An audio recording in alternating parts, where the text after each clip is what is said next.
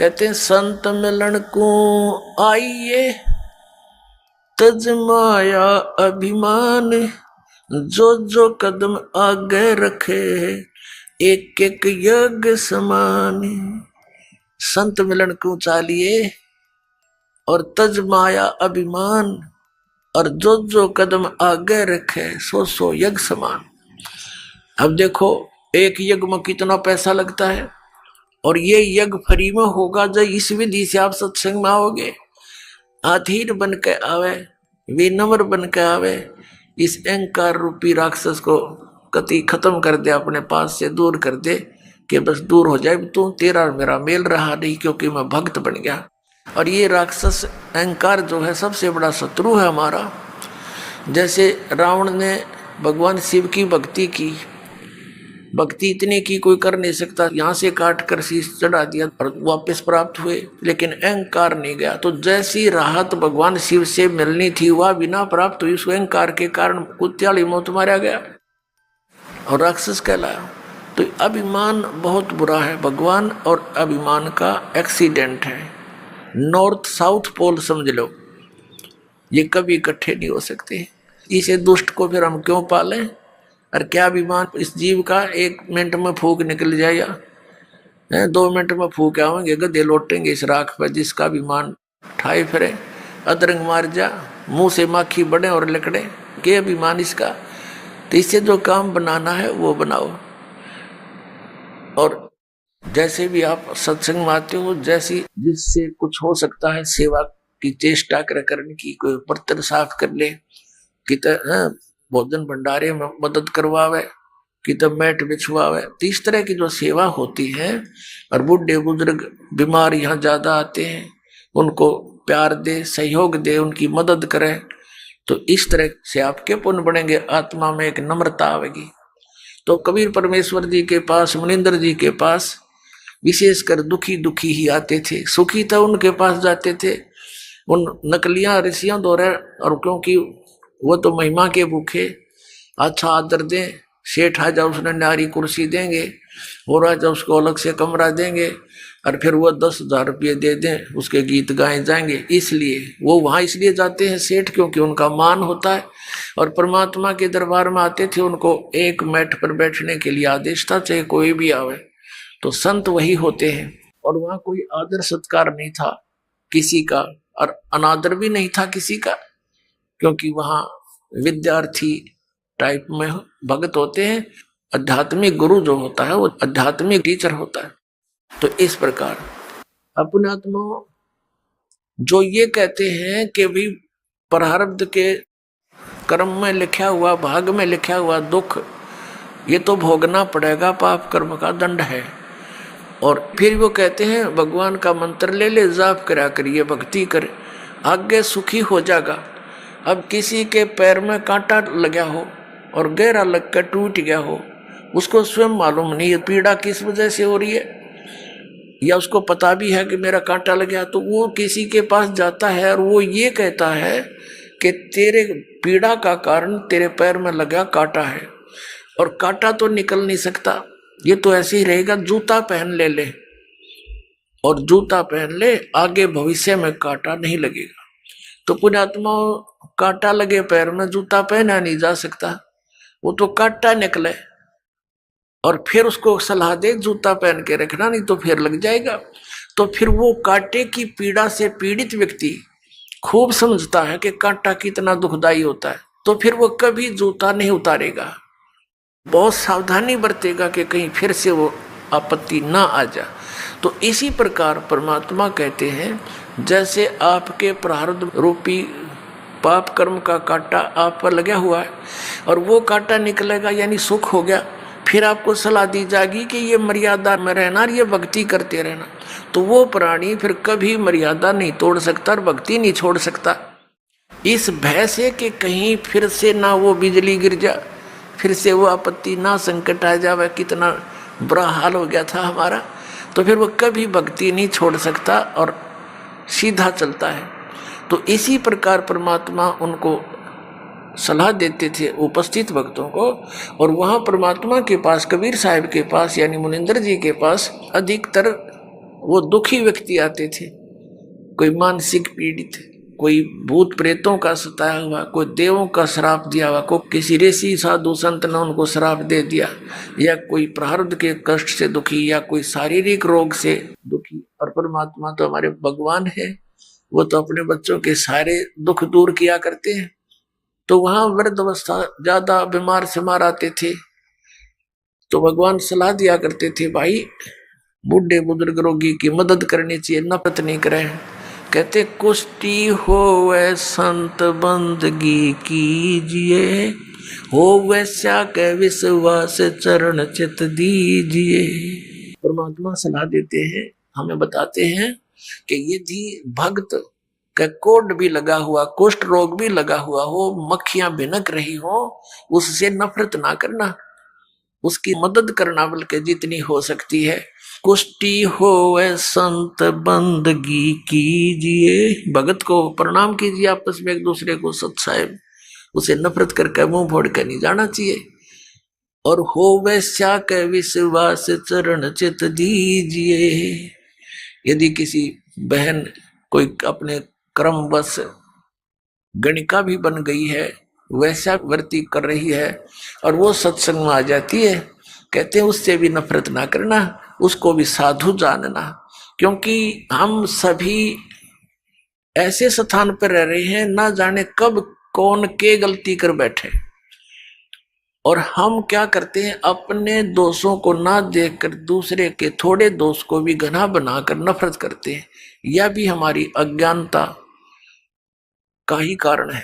अब जैसे पुण्यात्माओं, कोई चोर है, डाकू है, और कोई दुराचारी है, यदि वो सत्संग में नहीं आवेगा तो उसको ये पता कैसे लगेगा ये पाप कर रहा है तू। जिस क्षेत्र में वो रहता उस माहौल में तो फंसा हुआ है, उसी से तो बिगड़ता ही जा रहा है।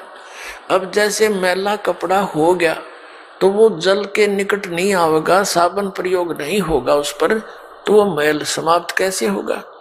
तो इस प्रकार परमात्मा परमेश्वर कबीर जी यानी मुनिंदर जी अपने उपस्थित श्रोताओं को, भक्तों को शिक्षा दिया करते थे। अब नल और नील तो बड़े संकट से गुजरे थे, पार टूटा हुआ था दुखों का, 30-30 वर्ष के हो गए थे और बचपन से ही दुखी थे, और जिसने सुसाइड तक की सोच रखी, और वो व्यक्ति इतना सुखी हो जाता। ठीक है, हमारी बुद्धि इतना काम तो नहीं करती कि उन्हें भगवान मान ले, लेकिन भगवान से कम भी नहीं मान सकता वो व्यक्ति, जब थोड़ा सा भी उसके अंदर इंसानियत होगी तो वो तो एक महान आत्मा थी नल नील। उस दिन से वो बहुत सत्संग में सेवा करने लगे। बूढ़े बुजुर्गों के कपड़े, रोगियों के, अपाहिजों के कपड़े ले जावें, लाओ जी मैं धो लाऊंगा, उनके कपड़े धोएं, बर्तन साफ करें, उनको आराम से बैठावें, नुहावें, यानी इस तरह वो सेवा करने लगे, जो परमात्मा मुनिंदर जी के आश्रम में जो आया करते थे। लेकिन वो फिर भी एक सीधे साधे थे, भोले से दिमाग के थे। वो क्या करते, सत्संग में जो चर्चा होती, ज्ञान सुनते भगवान के मुख से, तो कपड़े धोने जाते या बर्तन साफ करने जाते, दरिया के किनारे सत्संग हुआ करते थे, आश्रम होते थे ऋषियों के। तो वो क्या करते, दरिया के किनारे पर कपड़ों को पानी में भिगो देते कि कुछ देर इनका मैल गल जावे, फिर धोएंगे। इसी प्रकार बर्तनों को, और बैठ के किनारे पर वृक्ष के नीचे सत्संग सुनी हुई बातों पर दोनों चर्चा करते थे, और फिर अपने बीते हुए समय पर, अपने पास टाइम पर भी बहुत विचार करते थे, और कहते थे देखिए वो ऋषि क्या बकवाद किया करते थे। पहले तो कहते थे ये जंतर कर ले, ये मंत्र कर ले, और फिर लास्ट में कह देते थे ये तुम्हारे प्रारब्ध का भोग है, तुमने भोगना ही पड़ेगा। और यहाँ कहाँ गए वो हमारे प्रारब्ध। तो भाई भगवान आगे हैं, परमात्मा जैसे है अपने गुरु जी, बड़ी दया करी अपने पर। और देखो आज सत्संग में ऐसा बताया, कभी सुना नहीं हमने। अपने आत्मा जो व्यक्ति इतना दुखी था वो सुखी हो जा, और उसको जो ये दास ज्ञान दे रहा, यही ज्ञान परमात्मा पहले दिया करते। उन्हीं परमेश्वर कबीर जी का दिया हुआ ज्ञान, दास तो एक है जे टेप रिकॉर्डर आपको सुना रहा, दिया हुआ ज्ञान उसी मालिक का है, जो चौथे युग से देते हुए आ रहे थे। तो वो पहले अगर सुखी व्यक्ति इन बातों को सुनता है, उठ कर चल पड़े, वैसे बकरा है सब, आज तक कभी सुना नहीं। तो पहले परमात्मा वो सेलेक्ट करिए मालिक ने जो दुखी थे, और फिर दुखी व्यक्ति सुखी हो गया, वो कहाँ जाओ तो सारी सुनेगा। और सारी सच्ची लगेंगी उसको, क्योंकि वो तो दुख से उब रहा है। तो सच्ची तो ये है ही है, हमें उस अज्ञान के कारण ये नहीं अच्छी लग रही थी। तो ऐसे जब वो बातें कर रहे होते हैं तो एक आधा कपड़ा उस झालों में बह जाता था, उनको पता नहीं लगता। जब वो जाकर धोकर सुखा देते उनके कपड़े, तो वो फिर उठाते अपने अपने कपड़े। कोई कहता जी मेरा तो धोती नहीं मिली, कोई कहता मेरा कुर्ता गुम हो गया। वो कहते भाई हम तो जितने ले गए थे उतने ले आए हैं, हमें तो मालूम नहीं। इसी प्रकार बर्तनों में भी कोई एक आध बर्तन, किसी की गिलास, किसी की थाली प्रतिदिन गुम हो जाती थी। और फिर उन्होंने उनसे प्रार्थना की, भाई देखो मुश्किल से तो हम एक गिलास लाए थे, इतनी दूर से कैसे लाएंगे, भाई इससे अच्छा तो तुम ऐसा करो हमारी सेवा मत करो, हम खुद कर लेंगे, हमें तो बहुत अभाव हो गया इन वस्तुओं का, अब कहाँ से लाए जा करके। तो वो कहने लगे भाई आगे ध्यान रखेंगे, हम बहुत ध्यान रखेंगे। तो अन्य जो और सेवादार होते थे वो बताते थे कि ये भोले भाले व्यक्ति हैं, उन कपड़ों को बर्तनों को भिगोकर पानी में बैठ जाते एक तरफ, भगवान की चर्चा करते रहते हैं, इनको पता ही नहीं लगता वो पानी में बह जाते हैं। कहने का भाव ये शिकायत गुरु जी के पास पहुंच गई, मुनिंदर जी के पास। अब उनको चिंता होगी कि महाराज जी के पास बात गई और अब ये हमारी सेवा छीन लेंगे। अब सेवा छीननी गई तो भगवान रुष्ट हुए हमारे से, गुरु जी रुष्ट हो गए तो हम पर तापत्तियां फिर आ जाएंगी।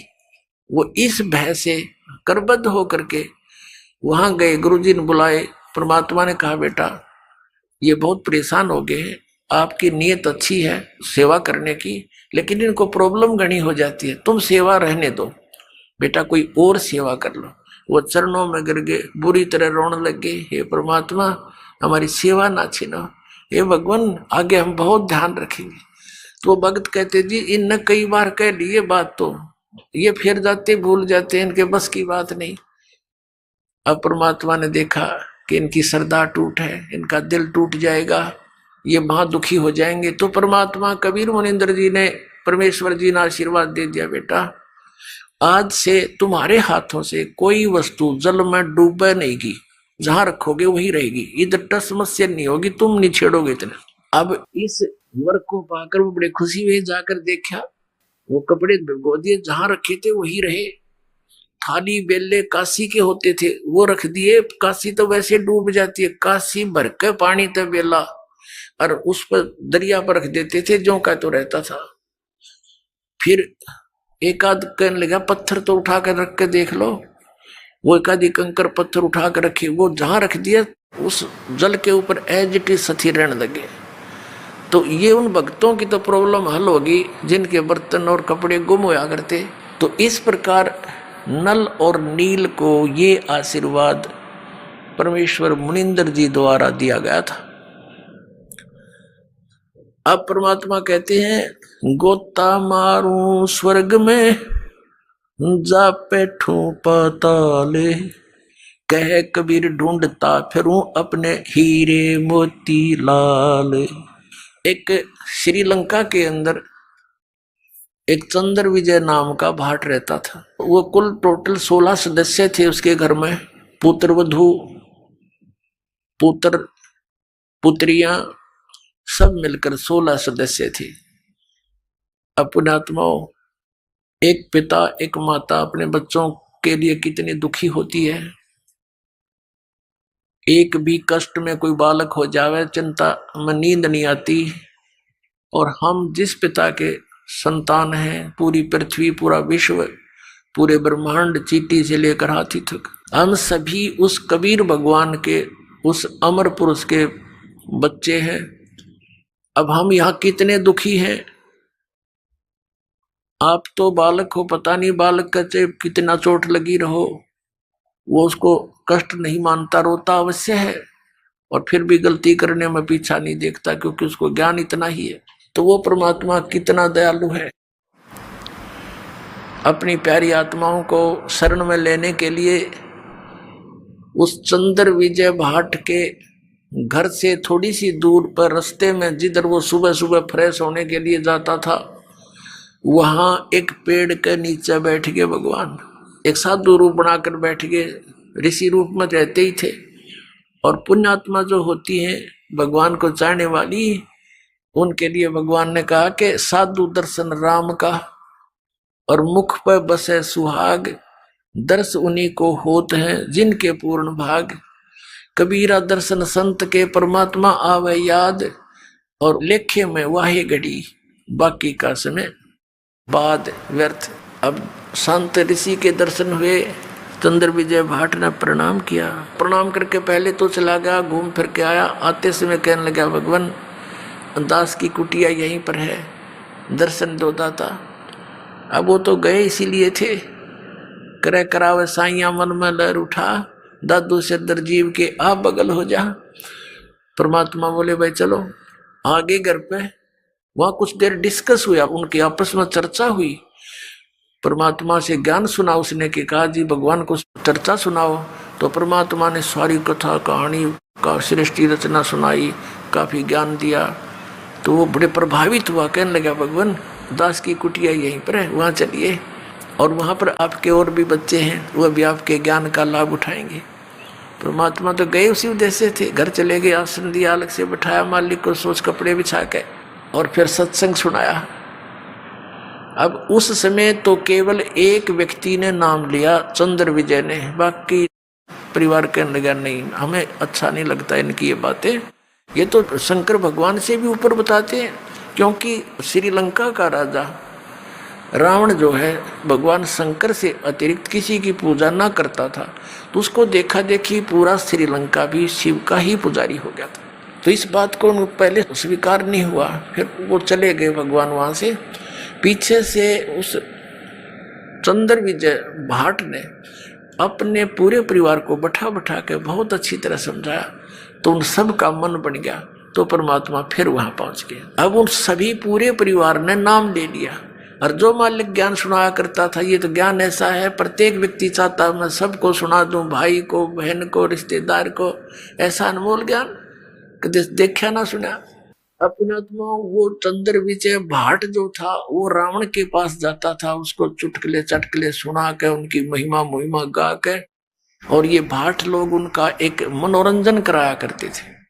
और उधर से उसकी पत्नी जो थी वो कर्मवती नाम था उसका, वो जाती थी रावण की पत्नी मंदोदरी के पास, वो उसको चुटकले सुनाती थी अच्छे बुंडे।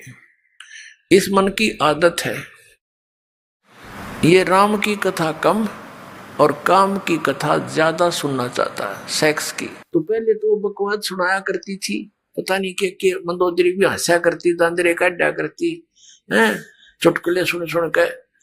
तो फिर जब उस कर्मवती को, चंद्र विजय भाट की पत्नी को, उस बेटी बहन को मालिक का ज्ञान हुआ, सब बकवाद छूट गई। कहते हैं भवन चतुर्दश ढूंढिए परम स्नेही साध, जिन मिलते हैं सुख उपजय, मिटते कोट उपहाद। ये बकवाद मिट जाती है सारी जीव की। तो वहां अब वो कर्मवती पहले तो बकवाद सुनाया करती, फिर मंदोदरी ने जब टाइम होता उसको बैठा लेती कि महारानी हमारे घर पे महाराज आते हैं हमारे गुरुजी, उन्हें बहुत अच्छा ज्ञान सुना है, आपकी आज्ञा हो तो सुनाऊं कथा। सुनाओ। मंदोदरी भगवान को चाहने वाली थी, तो वो मंदोदरी को जो कथाएं सुनाई परमात्मा से सुने हुए ज्ञान की, मंदोदरी कहने लगी कि कर्मवती तू तो बड़ी मुंह फाड़ थी, तेरी इस पात्र में नरा गोबर भरा था, गंध उगला करती थी, ये अमृत किसने डाल दिया? तू ऐसी ऐसी बातें कहाँ से सुने आई, तू मैंने कभी देखी ना सुनी। तो उसने बताया कि हमारे गुरुजी आते हैं, उन्होंने हमें ये ज्ञान दिया मंदोदरी। तो मंदोदरी बहुत प्रभावित हुई कि इसे संत के, ऋषि के दर्शन करने चाहिए। उसने कहा मंदोदरी इब कह तेरे गुरुजी आओ ना तो मेरे पास बुला के लाइए। अब परमात्मा फिर गए, तो उस चंद्र विजय की पत्नी ने कहा प्रभु हमारी रानी आपको याद करती है, मैंने आपके द्वारा सुना हुआ ज्ञान उनको सुनाया, बड़ी प्रभावित हुई, और उन्होंने कहा कि अपने गुरुजी को यहाँ बुला के लाना। परमात्मा ने कहा बेटा हम किसी राजा के घर नहीं जाते, उनको गरज पड़े तो यहाँ आ जाएगी, साधु संत नहीं जाया करते ऐसे व्यक्ति के घर जब तक वो हमारे विचारों से परिचित नहीं होते। अब वो कर्मवती फंस गई धर्म संकट में, कि यदि मेरे गुरुजी नहीं गए तो वह हमने सजा दिवा दे मनमाना मंदोदरी, परमात्मा अंतर्यामी जानेंगे। अब बेटी तो बहुत दुखी होगी। उसने कहा बेटा ऐसे कहना उसको कि देखो ऋषि महर्षियों को संतों को बाई ऑर्डर नहीं बुलाया करते, अब बाई ऑर्डर बुलाने से वो आ भी गए और रजा नहीं बख्शेंगे तो लाभ क्या होगा। तो साधु संतों के पास जाने से बहुत लाभ होता है, स्वयं जाना चाहिए। तो मंदोदरी को जाकर के उसने कहा रानी मैंने अर्ज करी थी गुरुदेव से, उन्होंने मना कर दिया आपके यहाँ आने से और कहा कि देखो साधु संतों को आदेश से नहीं बुलाना चाहिए, उनके चरणों में जाना चाहिए, लाभ उठाना है। और यदि बाई ऑर्डर बुला भी लिया तो लाभ नहीं देंगे। मंदोदरी कहने लगी बहन ठीक है मैं चलती हूँ, अब के तेरे गुरु जी आओ तो मुझे मिलाना। परमात्मा फिर गए, ये तो भटक रहे हैं कि आत्मा को अपनी शरण में लेने के लिए, सुखी करने के लिए। यहां भी सुखी करेंगे आपको और यहां से चलोगे जब देखना सतलोक में ले जाएंगे, वहां तो कहना है क्या कितना सुख देंगे।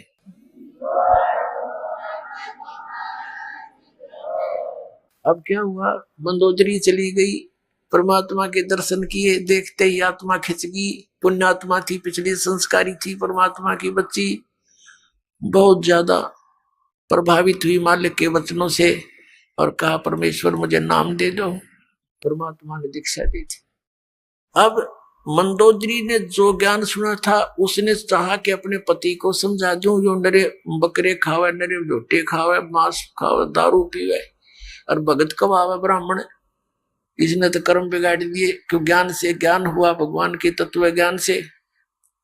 तो मंदोदरी ने चेष्टा की समझाने की अपने पति रावण को कि आप जो साधना कर रहे हो ये तमोगुण भगवान शिव हैं, ये पूर्ण परमात्मा नहीं है। अब वो इस बात से दुखी हो गया कि मंदोदरी तू ऐसी बातें मत कर, मैंने भगवान शंकर के यहां से शीश काट कर चढ़ा दिए, इन्होंने मेरा वापस शीश दे दिया और मेरे को कितना धन दे दिया, सिद्धि दे दी, मेरे को 1 लाख पुत्र व्रत दे दिए और मेरा पुत्र मेघनाद ऐसा है ऊपर चला गया, इंद्र को भी जीत लिया, हर मैं एक भिखारी के आगे हाथ जोड़ूंगा जाके। मंदोदरी ने बहुत समझाया कि रावण गलत बोल रहे हो आपने इस संत की महिमा से अपरिचित नहीं हो, इसकर कैसे बोल रहे हो। तो आखिर में रावण ने ये कह दिया कि मेरे को आगे से ये मत कहना, मैं तुझे मना नहीं करता, तू कितना दान कर धर्म कर, किसी गुरु से उपदेश रख। अब कहते हैं लड़की अपने पति को हमेशा जीवित देखना चाहती है। उधर से क्या हुआ कि कुछ दिनों के बाद जैसे विष्णु अवतार श्री रामचंद्र जी राजा दशरथ के घर जन्मे थे, विवाह हुआ सीता जी के साथ, विवाह होने के कुछ समय उपरांत उनका वनवास हुआ, वो वन में अपना समय व्यतीत कर रहे थे, वहां से सीता जी का अपहरण कर ले गया रावण। अब परमात्मा ने कबीर परमेश्वर जी यानी मुनिंदर जी ने मंदोदरी को समझाया बेटी इसने तो अपनी सात मोल ले ली, इसने अपना जो ना मौत ले आई अपनी और कह दे इसको, इसने भाई इज्जत वापस दे दे इसको, सिंपल वो मैं ना समझे, ये देवी है और देवी को सताना महापाप है, इसको वापस पहुंचा दे, इसकी इसी में खैर है। औरत वैसे ही देखकर राजी नहीं होती किसी दूसरी औरत को। फिर भी उसने जब ये पता चला कि मेरे पति की जान संकट में आवेगी, क्योंकि संत जो कहते वो सत मानती थी, ये महापुरुष हैं, झूठ नहीं बोलते, इन्हें क्या लेना देना है, ये कोई रामचंद्र से मिले नहीं या किसी और को जानते नहीं, सिर्फ सच्चाई बता रहे हैं। वह बहुत प्रभावित हुई, रावण को समझाने की बहुत चेष्टा की तो नहीं माना। कुछ दिनों के बाद क्या होता है, बीच में एक प्रकरण रह गया। अब रावण तो सुने नहीं था, और यू ज्ञान ऐसा है आदमी हजम कर नहीं सकता अकेला। जो यू ज्ञान आपको सुनेगा, दास बता रहा भगवान का दिया हुआ कबीर साहब का, तो उसकी ये नीयत रहती है बताऊं जरूर किसी से, चाहे को सुना चाहे ना सुना। तो रावण ने सुनना बंद कर दिया। उसका देवर था विभीषण, मंदोदरी उसको लगी समझाने। पहले तो दोनों भाई बैठे थे, रावण को समझावा थी रावण नहीं माना तो विभीषण कहने लगा मुझे बता तू ये बात मन तो बहुत अच्छी लगे, ये आपकी पहली बार सुन रहा हूँ लेकिन फिर भी हृदय में समाती है। तो मंदोदरी ने उनको खूब समझाया। फिर कहा कि अब क्या बने कि दीक्षा ले, अब नाम ले गुरु जी से कि चल नाम दिलवा मेरे को।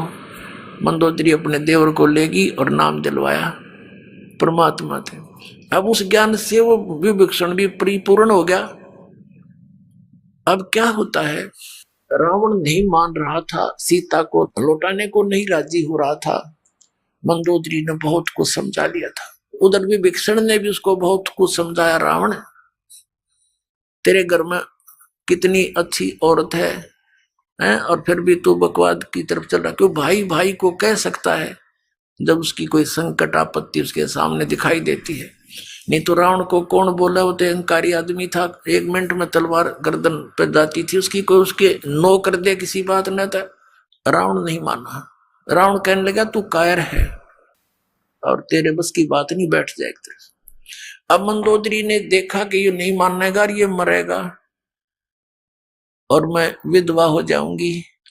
अपने गुरुजी से प्रार्थना की, भगवान आप दया कर दो, कभी समझा दो, एक बार मान जाते वो तो आपकी बात को। परमात्मा ने कहा बेटा ये नहीं मानने वाला, इसके अंदर वो गुण नहीं है। तब मंदोदरी ने कहा भगवान एक बार आप उनको समझाने की चेष्टा करो दाता, और यदि वो नहीं मानेगा तो मैं अपने आप को आज से विधवा मान लूंगी, मन दुख नहीं आओगा परमात्मा इसके मरने का। तो परमात्मा ने सोची या बूढ़ी बेटी अब ये जुगाड़ जोड़ रखे काल ने हमारे, कितना नालायक 1 नंबर का दुष्ट व्यक्ति वो रावण। कहते 100 झोटियां का मांस तो एक दिन पक्या करता उसके लिए, और 100 मटके दारू के पिया करता एक कब है।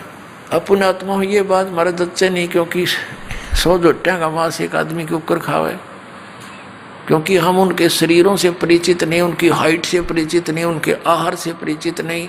ये तो हमने देखे 61वां वर्ष चल रहा दास का।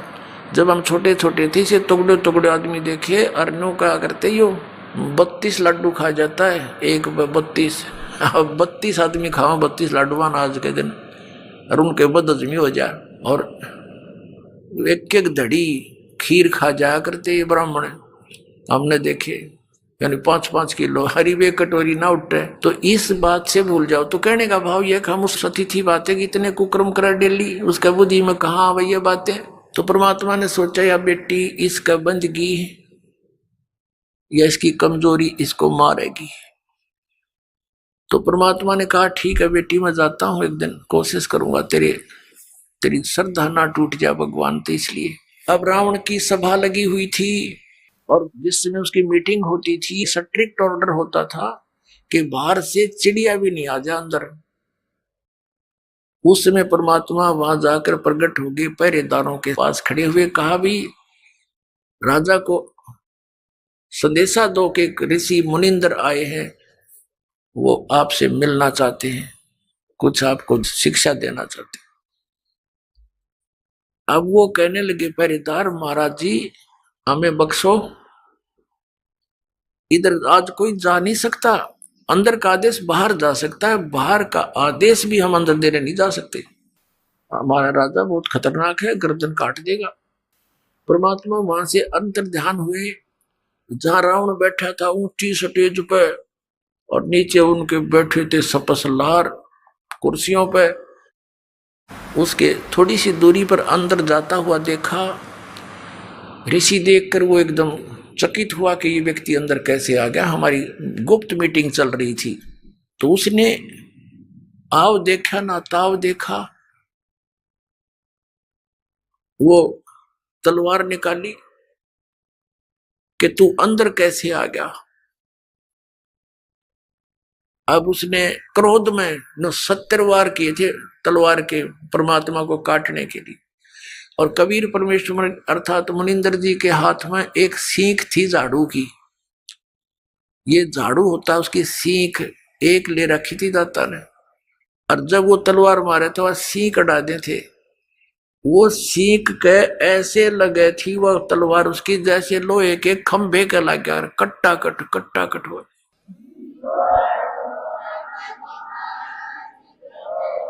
जब रावण के पसीने आ लिए, जब वो थक के खड़ा हो गया,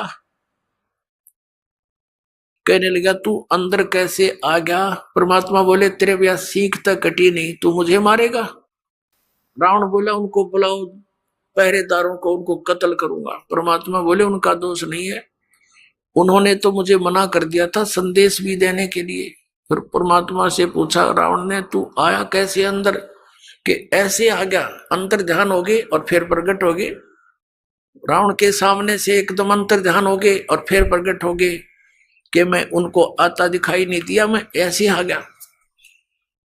अब वो दुष्ट आत्मा फिर बिना समझाइयो कौन है तेरे सामने, कहने लगा देखो तू जा यहां से, तू आया किस लिए है, बता तेरी बात क्या है। तो परमात्मा ने कहा कि रावण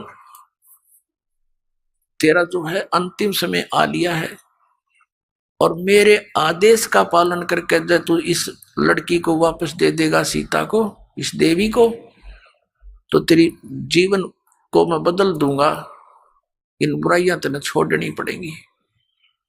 वो कहने लगा तेरे जैसे शिक्षक मेरे पास बहुत आ लिए, मैं शिक्षा बिना नहीं हूं, मैं खुद ब्राह्मण हूं, विद्वान पुरुष हूं, और तू एक भिखारी ऋषि, मुझे क्या शिक्षा देता? मैं तेरी बात न मानू कौन। अब रावण की तो वो स्थिति हो चुकी थी, कबीर ये माया अटपटी, सब गट आण अड़ी, किस किस न समझाऊं या कुएं भांग पड़ी। एक बूढ़ा व्यक्ति शराब पिए खड़ा था और नो अल्लाह उसका डोगा गिर गया जमीन पे, वो डंडा ले रखा था, वो गिर गया। एक जेंटलमैन आया, वो कहने लगा बुजुर्ग ताऊ जी,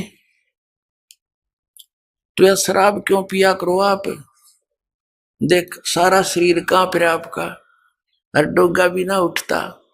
नो बोला रे डोगा दे दे, तो कहने लगा शराब ना पिया करे। नो बोला रे शिक्षा बिना ना रह रहा तो न देना होता, दे डोगा ना, जा तू अपना काम कर। नो बोला तेरे प्रवचनों बिना कच्चा ना रह रहा, तेरे कैसे बहुत मिल रही है, मैंने ये बात करनी है, दारू ना पिया करे, धन यो डोगा पकड़ाना हो तो उठा देना, चल तू अपना काम कर। तो रावण ने तो भाई इतनी पी रखी थी इस काल की भांग। परमात्मा से कहा कि तेरी बात मानू ना कति, तू जा चाहे मत जा, क्यों देख लिया मारे तो मरता ना, सारे कुक्रम करके देख लिए और फिर भी नूना माना, ये कौन है? तो परमात्मा कहते हैं आपको इस काल ने अंधा कर दिया, इस झूठे सुख को सुख है ये मान रहा मनमोद, ये सकल जबीना काल का कुछ मुख में कुछ गोद। और उस मीटिंग में विभीषण भी उपस्थित था। परमात्मा आगे वहां से चले गए। शाम के समय विभीषण घर पे आया, अपनी भाभी से कहा कि आज तो गुरुजी को मार दिया होता भाई ने। तो मंदोदरी कहने लगी ये इस संकट में मैंने ही गुरुदेव को डाल दिया नालायक ने, और मेरी प्रार्थना पर ही वहां गए हैं। क्या हुआ कि ऐसे ऐसे एकदम कितने क्रोधित हो गए, स्टेज से कूद कर स्वयं तलवार मारने लगे। गुरुजी के हाथ में एक सींख थी, वह सींख भी ना कटी। जब थक के बैठ गया, परमात्मा ने कुछ कहना चाहा, मान्या नहीं, तो भगवान वहां से आ गए। पुण्यात्माओं, जो हमारा पिता है उसकी तो मैं खबर भी नहीं, जो हमारे लिए दुख पा रहा है, भटक रहा है, कि प्राणी को समझाने के लिए, ज्ञान देने के लिए, अपनी शरण में लेकर यहां भी सुखी करने के लिए, और हम उनको पूज रहे हैं जो हमें ना सुख दे सकते ना दुख दे सकते, क्योंकि देवता है ये ब्रह्मा विष्णु महेश, ये हमारे प्रारब्ध को परिवर्तित भी नहीं कर सकते और ये दुख दे नहीं सकते, क्योंकि ये देवता है, अच्छी आत्माएं हैं। तो हम इनको पूज रहे थे। तो पुण्यात्माओं, मंदोदरी कहने लगी गुरुदेव के पास, जो परमात्मा से मिलने गई, और कहा भगवान क्षमा करना मुझ दासी को, मेरे कारण आपने बहुत ऊंच नीच सुनना पड़ा दाता, मेरा पति का मुंह था वो मुझे सता रहा था, अब दाता वो बेशक मर जा, मेरी ओर से आज मर लिया, वो मरियो से जिंदा रहियो, दाता अपने चरणों से दूर ना करना अपनी बच्ची को। तो परमात्मा ठीक है बेटा, कहा तू भक्ति कर, या कोई किसी का ना है, आजकल मृत्यु हो जा, कौन किसका ठेकेदार है पता नहीं, इसका जन्म की तो होगा, तेरा कहाँ होगा। ठीक है, जब तक आपका संयोग है एक नेक नीति से निभाओ, परमात्मा से डर कर रहो। जो जिसका भूमिका है, पति की है पति वाला रोल करे, पत्नी का है पत्नी वाला करे, बेटे का है बेटे वाली भूमिका ठीक निभानी चाहिए, तभी आप सुपात्र कहलाओगे, नहीं तो आप फेल हो जाओ। अब क्या हुआ, उधर से रावण को संदेश मिले, लेकिन रावण नहीं माना। श्री रामचंद्र जी के संदेश वाहक दूत वहां गए, श्री अंगद जी, श्री हनुमान जी आदि आदि, लेकिन वो नहीं माना। कहने का भाव ये है कि युद्ध की तैयारी होगी। अब युद्ध करने के लिए समुद्र से सेना पार करनी समस्या आएगी। अब समुद्र के ऊपर का जावें कैसे, तो कहते हैं उनके इतिहास में लिखा है जीवनी में कि 3 दिन तक श्री रामचंद्र जी ने घुटनों जल में खड़ा होकर समुद्र के अंदर और प्रार्थना की थी कि हे जल्दी, हे समुद्र राज, मुझे रास्ता दे दे, मैं बहुत आपत्ति में हूं, मेरी पत्नी को ऐसे ऐसे रावण ने उठा लिया है, सेना पार करनी है, उस राक्षस को मारना है और उस देवी को छुड़वाना है। लेकिन समुद्र नहीं माना। अंत में कहते श्री रामचंद्र जी ने लक्ष्मण से कहा कि मेरा अग्निबाण दे, लातों के भूत बातों से नहीं मानते। लक्ष्मण ने अग्निबाण दे दिया उठा के। रामचंद्र जी ने जो ही वो बाण साधा समुद्र को फूकने के लिए, उसमें लपटें निकलने लगी। उसी समय एक ब्राह्मण रूप बनाकर समुद्र प्रकट हो गया और कहा, भगवान यदि आप मुझे जला भी दोगे, आप फिर भी नहीं जा सकते, खंडर हो जाएगा, इसमें जाओगे क्यों करे, ये तो कुआं हो जाएगा जेरा, और ना जाने कितने जीव मरेंगे, आप पाप के भागी हो जाओगे। ऐसा काम करो भगवान, मेरी मर्यादा भी बनी रहे और आपका काम भी हो जा, सर्प भी मर जा, लाठी भी ना टूटे।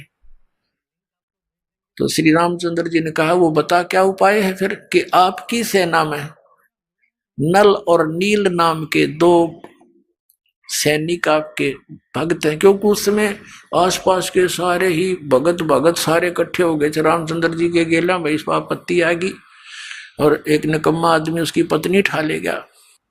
उधर से शिवलोक से भी काफी गण आए थे, भगवान शिव ने भेजे थे, तो वह बहुत इकट्ठे हो गए थे। तो नल और नील को बुलाया गया। नल और नील से श्री रामचंद्र जी ने कहा कि भाई एक पर आपकी परीक्षा दो तुम। समुद्र ने यह बताया कि इनके गुरुजी के द्वारा दिया हुआ आशीर्वाद है इनका, और उनके आशीर्वाद से मेरे ऊपर ये कोई भी वस्तु रखते हैं वो डूबती नहीं, वहां से टस से मस नहीं होगी, वहीं रहेगी, तो मेरे ऊपर वजन नहीं बनेगा इसका। अब भगवान श्री रामचंद्र जी ने कहा भी एक बार ट्राई दिखाओ तुम। अब देखो हम ऐसे मार खाते हैं, पहले तो नल और नील 100 शुक्र मनाया करते अपने मुनिंद्र भगवान के, और उस दिन वो आंडी पाक गए। अभिमान हो गया उनको कि यदि आज हम गुरुजी को याद करेंगे, जंतर मंत्र प्रणाम करते हैं जैसे याद करने के लिए, तो ये नो सोचेंगे उपस्थित जन ये कहीं और से शक्ति प्राप्त करते हैं, इनके अंदर कोई पावर नहीं। अब उन्होंने दोनों ने फटाफट उठाया एक एक पत्थर और रख दिया समुद्र पर, डूब गया। उनको भी अचंबा हुआ, उन्हें फिर दूसरा उठाया वो भी डूब गया, तीसरा रखा वो भी डूब गया। अब ये एक दूसरे के मुंह की तरफ देख रहे हैं और श्री रामचंद्र जी कहने लगे समुद्र से, वो जो ब्राह्मण रूप में उपस्थित था, मानो ये कहना चाह रहे हैं कि तू झूठ बोल रहा था। तो उस ब्राह्मण रूप में उपस्थित समुद्र ने कहा कि भगवान आज इनने कोई गलती कर दी, क्यों भाई तुमने अपने गुरुजी को याद नहीं किया, आज दिखा है ये अभिमान में आ गए, इसलिए इनके हाथ से वो पावर चली गई दिखा है। वो तो अपना एस्टीमेट बतावा था और वह सचमुच ऐसा ही हो गया था। अब उन दोनों ने फिर अक्षमा याचना की गुरुजी को याद किया, हे दाता दया करो, हमसे गलती होगी, माफ करो, हम तो पापी आत्मा हैं। वो डर गए न्यू अकदे, फिर वो आपत्ति फिर ना आ जा तुम्हारे पे, और तुमने कर दी गलती आज ज्यादा, अब मान बढ़ाई की भूख में। तो पुण्यात्माओं, परमात्मा हमें आगाह करते हैं कि यदि तुम ऐसे मर्यादा तोड़ दोगे, भक्ति आपकी नष्ट हो जाएगी। जैसे माता गर्भ को रखे यतन बनाए, और ठेस लगे तो छन होए, ऐसे भक्ति जावे। जैसे किसी बहन को, माता को बहुत वर्षों के बाद कोई गर्भ रहा हो, फिर वो कितनी चिंतित होती है उस बालक को परिपूर्ण करने के लिए, कहीं ऊंचे नीचे में पैर न रखा जा, चलते समय भी बहुत सावधानी बरतती है, और रात के समय करवट बदलते समय भी वो बहुत चिंतित रहती है, कहीं मेरे बालक पर जोर ना आ गया, एकदम उधड़ के पड़ती है और देखती है दर्द पीड़ा तो नहीं होगी मुझे। तो कहते हैं जैसे माता गर्भ को रखे यतन बना, और ठेस लगे तो क्षीण होए, तेरी ऐसे भक्ति नसावे।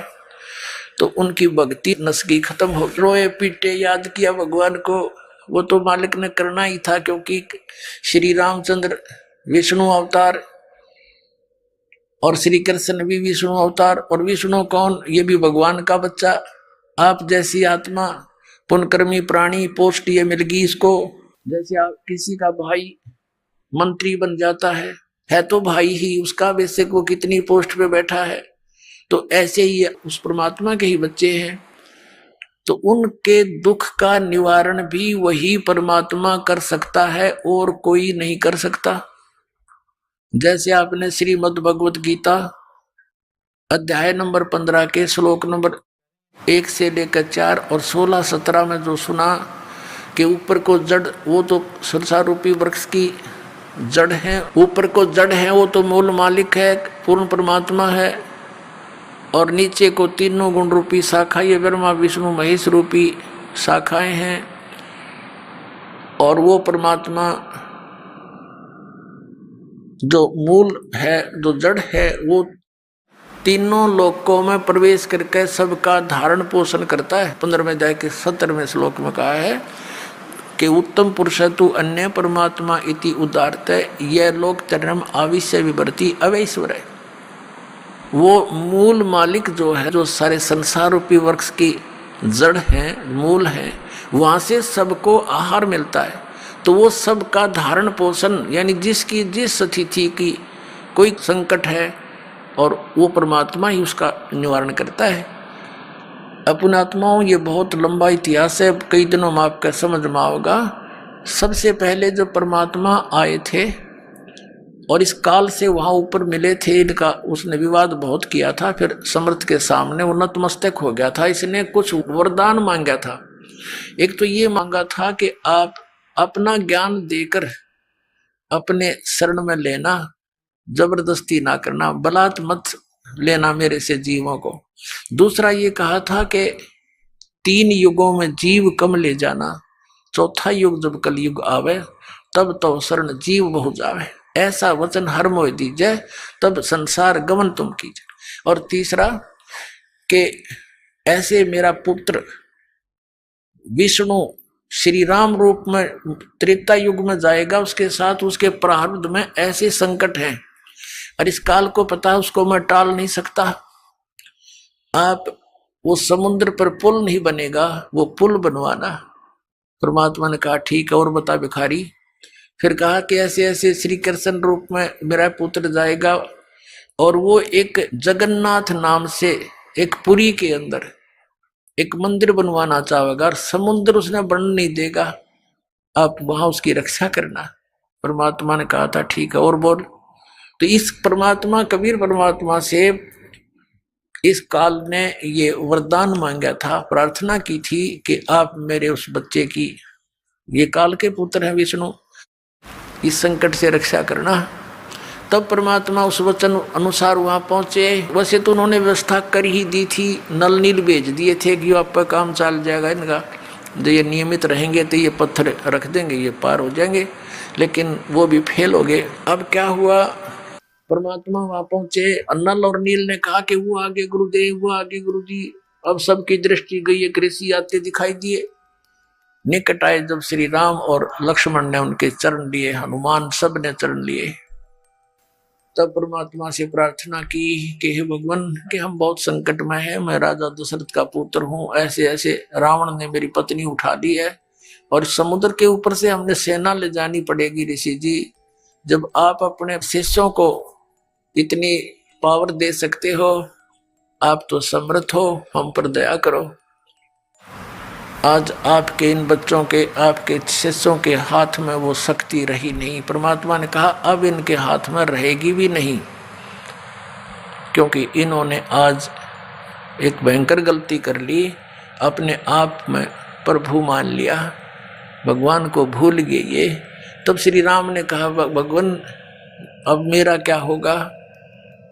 तब परमात्मा ने कहा कि ठीक है, करता हूँ व्यवस्था। एक डंडी ले रखी थी परमात्मा ने, डोगा सोटी, कहा कि मैं ये रेखा लगाता जाऊंगा इस पहाड़ के चारों ओर, एक रेखा खींचूंगा, इसके बीच बीच के पत्थर बिल्कुल हल्के हो जाएंगे, जहां रखोगे वही रखे रहेंगे, पानी में डूबेंगे नहीं, कितना वजन रख लेना। अब परमात्मा ने क्या किया, एक सोटी लेकर उस एक बहुत बड़े पर्वत के चारों ओर से घुमा दी, जो उसके निकट ही था, और परमात्मा ने कहा कि उठाओ पत्थर और प्रयोग करो। अब नल और नील ये शिल्पकार भी थे, राज थे, मिस्त्री भी थे, ये उन पत्थरों को छोल छाल के और फिर सेट करना भी जानते थे। अब क्या हुआ, वो पत्थर उठा के लाए, देखा रख के, इतना भारा पत्थर ऊट पटांग सा ओ रख दिया, वो भी ना डूबया, ऐसे तरह ऊपरे रखा हुआ नौकर। तो सबको विश्वास हो गया कि बन गई बात। अपना आत्मा हमारे ये अध्यात्म मार्ग में आप कति जीरो हो चुके हो, और दास भी उसी स्थिति में था। अब दास को सतगुरु मिल गए, कहते पीछे लगा जाऊं था मैं लोक वेद के साथ, रास्ते में सतगुरु मिल गए, दीपक दे दिया हाथ। अब ये इतना बड़ा अध्यात्म मार्ग है कि जैसे हम सत साहेब बोलते हैं और पहले राम राम बोलते थे, इसका कारण क्या था, ये मंत्र जाप करने का नहीं था, ये केवल याद दिलाने का होता है कि भाई इस संसार में भगवान बिना कुछ नहीं, और जो गुरुजी ने मंत्र दे रखा है उसकी भूल ना पड़े। जैसे आप देखा करते, अब तो यह बात बिगड़ती जा रही है, नास्तिक होने जा रहा है पूरा मानव समाज, काल का दाव लग गया था। तो पहले हम देखते थे जैसे सुबह या कभी घूमने फ्रेश होने जाते थे, आने जाने वाले मिलते थे, एक दूसरे को राम राम राम राम चाचा, वो 3-4 बार बोला करता, राम राम भाई, राम राम राम, हाँ राम राम। अब ये तो एक औपचारिकता बन गई थी। आइए अब हम उन श्रद्धालुओं के,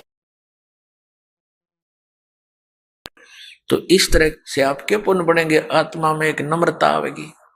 तो कबीर परमेश्वर जी के पास, मुनिंदर जी के पास विशेषकर दुखी दुखी ही आते थे, सुखी था उनके पास जाते थे उन नकलियां ऋषियों द्वारा, और क्योंकि वो तो महिमा के भूखे, अच्छा आदर दें, सेठ आ जाओ उसने नारी कुर्सी देंगे, हो रहा जाओ उसको अलग से कमरा देंगे, और फिर वो 10,000 रुपये दे दें, उसके गीत गाए जाएंगे। इसलिए वो वहाँ इसलिए जाते हैं सेठ, क्योंकि उनका मान होता है।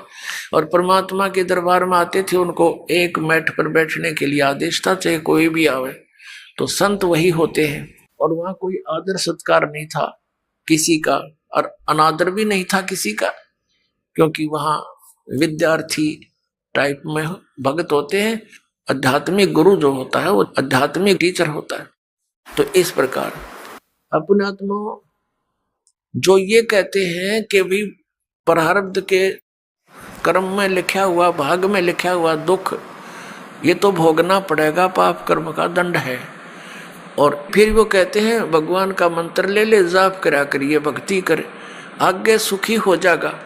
अब किसी के पैर में कांटा लगा हो और गहरा लग कर टूट गया हो, उसको स्वयं मालूम नहीं है पीड़ा किस वजह से हो रही है, या उसको पता भी है कि मेरा कांटा लग गया, तो वो किसी के पास जाता है और वो ये कहता है कि तेरे पीड़ा का कारण तेरे पैर में लगा कांटा है, और कांटा तो निकल नहीं सकता, ये तो ऐसे ही रहेगा, जूता पहन ले ले, और जूता पहन ले, आगे भविष्य में कांटा नहीं लगेगा। तो पुण्यात्मा, कांटा लगे पैर में जूता पहना नहीं जा सकता, वो तो कांटा निकले और फिर उसको सलाह दे जूता पहन के रखना, नहीं तो फिर लग जाएगा। तो फिर वो कांटे की पीड़ा से पीड़ित व्यक्ति खूब समझता है कि कांटा कितना दुखदाई होता है, तो फिर वो कभी जूता नहीं उतारेगा, बहुत सावधानी बरतेगा कि कहीं फिर से वो आपत्ति ना आ जाए। तो इसी प्रकार परमात्मा कहते हैं, जैसे आपके प्रारब्ध रूपी पाप कर्म का कांटा आप पर लगा हुआ है और वो कांटा निकलेगा यानी सुख हो गया, फिर आपको सलाह दी जाएगी कि ये मर्यादा में रहना और ये भक्ति करते रहना। तो वो प्राणी फिर कभी मर्यादा नहीं तोड़ सकता और भक्ति नहीं छोड़ सकता, इस भय से कि कहीं फिर से ना वो बिजली गिर जाए, फिर से वो आपत्ति ना संकट आ जाए, कितना बुरा हाल हो गया था हमारा। तो फिर वो कभी भक्ति नहीं छोड़ सकता और सीधा चलता है। तो इसी प्रकार परमात्मा उनको सलाह देते थे उपस्थित भक्तों को। और वहाँ परमात्मा के पास, कबीर साहब के पास यानी मुनिंदर जी के पास अधिकतर वो दुखी व्यक्ति आते थे, कोई मानसिक पीड़ित, कोई भूत प्रेतों का सताया हुआ, कोई देवों का श्राप दिया हुआ, कोई किसी ऋषि साधु संत ने उनको श्राप दे दिया, या कोई प्रारब्ध के कष्ट से दुखी, या कोई शारीरिक रोग से दुखी। और परमात्मा तो हमारे भगवान है, वो तो अपने बच्चों के सारे दुख दूर किया करते हैं। तो वहां वृद्ध अवस्था ज्यादा बीमार सिमार आते थे, तो भगवान सलाह दिया करते थे, भाई बूढ़े बुजुर्ग रोगी की मदद करनी चाहिए, नफरत नहीं करें। कहते कुष्टी होवे संत बंदगी कीजिए, हो वैसा के विश्वास चरण चित दीजिए। परमात्मा सलाह देते हैं, हमें बताते हैं कि यदि भक्त का कोढ़ भी लगा हुआ, कुष्ठ रोग भी लगा हुआ हो, मक्खियां भिनक रही हो, उससे नफरत ना करना, उसकी मदद करना बल्कि जितनी हो सकती है। कुष्टी होवे संत बंदगी कीजिए, भगत को प्रणाम कीजिए, आपस में एक दूसरे को सत साहेब, उसे नफरत करके मुंह फोड़ कर नहीं जाना चाहिए। और होवे स्या के विश्वास चरण चित दीजिए, यदि किसी बहन कोई अपने क्रमवश गणिका भी बन गई है, वैसा वर्ती कर रही है और वो सत्संग में आ जाती है, कहते हैं उससे भी नफरत ना करना, उसको भी साधु जानना। क्योंकि हम सभी ऐसे स्थान पर रह रहे हैं, ना जाने कब कौन के गलती कर बैठे, और हम क्या करते हैं, अपने दोषों को ना देखकर दूसरे के थोड़े दोष को भी घना बनाकर नफरत करते हैं। यह भी हमारी अज्ञानता का ही कारण है। अब जैसे पुण्यात्माओं, कोई चोर है, डाकू है और कोई दुराचारी है, यदि वो सत्संग में नहीं आवेगा तो उसको ये पता कैसे लगेगा ये पाप कर रहा है तू। जिस क्षेत्र में वो रहता उस माहौल में तो फंसा हुआ है, उसी से तो बिगड़ता ही जा रहा है। अब जैसे मैला कपड़ा हो गया तो वो जल के निकट नहीं आवेगा, साबुन प्रयोग नहीं होगा उस पर, तो वो मैल समाप्त कैसे होगा। तो इस प्रकार परमात्मा परमेश्वर कबीर जी यानी मुनिंदर जी अपने उपस्थित श्रोताओं को, भक्तों को शिक्षा दिया करते थे। अब नल और नील तो बड़े संकट से गुजरे थे, पार टूटा हुआ था दुखों का, 30-30 वर्ष के हो गए थे और बचपन से ही दुखी थे, और जिसने सुसाइड तक की सोच रखी और वो व्यक्ति इतना सुखी हो जाता। ठीक है, हमारी बुद्धि इतना काम तो नहीं करती कि उन्हें भगवान मान ले, लेकिन भगवान से कम भी नहीं मान सकता वो व्यक्ति, जब थोड़ा सा भी उसके अंदर इंसानियत होगी तो वो तो एक महान आत्मा थी नल नील। उस दिन से वो बहुत सत्संग में सेवा करने लगे, बूढ़े बुजुर्गों के कपड़े, रोगियों के, अपाहिजों के कपड़े ले जाओ, लाओ जी मैं धो लाऊंगा, उनके कपड़े धोएं, बर्तन साफ करें, उनको आराम से बैठावें, नुहावें, यानी इस तरह वो सेवा करने लगे, जो परमात्मा मुनिंदर जी के आश्रम में जो आया करते थे। लेकिन वो फिर भी एक सीधे साधे थे, भोले से दिमाग के थे। वो क्या करते, सत्संग में जो चर्चा होती, ज्ञान सुनते भगवान के मुख से, तो कपड़े धोने जाते या बर्तन साफ करने जाते, दरिया के किनारे सत्संग हुआ करते थे, आश्रम होते थे ऋषियों के। तो वो क्या करते, दरिया के किनारे पर कपड़ों को पानी में भिगो देते कि कुछ देर इनका मैल गल जावे, फिर धोएंगे। इसी प्रकार बर्तनों को, और बैठ के किनारे पर वृक्ष के नीचे सत्संग सुनी हुई बातों पर दोनों चर्चा करते थे। और फिर अपने बीते हुए समय पर, अपने पास टाइम पर भी बहुत विचार करते थे और कहते थे देखिए वो ऋषि क्या बकवाद किया करते थे। पहले तो कहते थे ये जंतर कर ले, ये मंत्र कर ले, और फिर लास्ट में कह देते थे ये तुम्हारे प्रारब्ध का भोग है, तुमने भोगना ही पड़ेगा। और यहाँ कहाँ गई वो हमारे प्रारब्ध? तो भाई भगवान आगे हैं, परमात्मा जैसे है अपने गुरु जी, बड़ी दया करी अपने पर। और देखो आज सत्संग में ऐसा बताया, कभी सुना नहीं हमने। अपने आत्मा जो व्यक्ति इतना दुखी था वो सुखी हो जा, और उसको जो ये दास ज्ञान दे रहा, यही ज्ञान परमात्मा पहले दिया करते। उन्हीं परमेश्वर कबीर जी का दिया हुआ ज्ञान, दास तो एक है जे टेप रिकॉर्डर आपको सुना रहा, दिया हुआ ज्ञान उसी मालिक का है जो चौथे युग से देते हुए आ रहे थे। तो वो पहले अगर सुखी व्यक्ति इन बातों को सुनता है, उठ कर चल पड़ा, कहीं वैसे बक रहा है, आज तक कभी सुना नहीं। तो पहले परमात्मा वो सेलेक्ट करिए मालिक ने जो दुखी थे, और फिर दुखी व्यक्ति सुखी हो गया, वो कहाँ जाओ तो सारी सुनेगा और सारी सच्ची लगेंगी उसको, क्योंकि वो तो दुख से उभरा है। तो सच्ची तो ये है ही है, हमें उस अज्ञान के कारण ये नहीं अच्छी लग रही थी। तो ऐसे जब वो बातें कर रहे होते हैं तो एक आधा कपड़ा उस झालों में बह जाता था, उनको पता नहीं लगता। जब वो जाकर धोकर सुखा देते उनके कपड़े, तो वो फिर उठाते अपने अपने कपड़े। कोई कहता जी मेरा तो धोती नहीं मिली, कोई कहता मेरा कुर्ता गुम हो गया। वो कहते भाई हम तो जितने ले गए थे उतने ले आए हैं, हमें तो मालूम नहीं।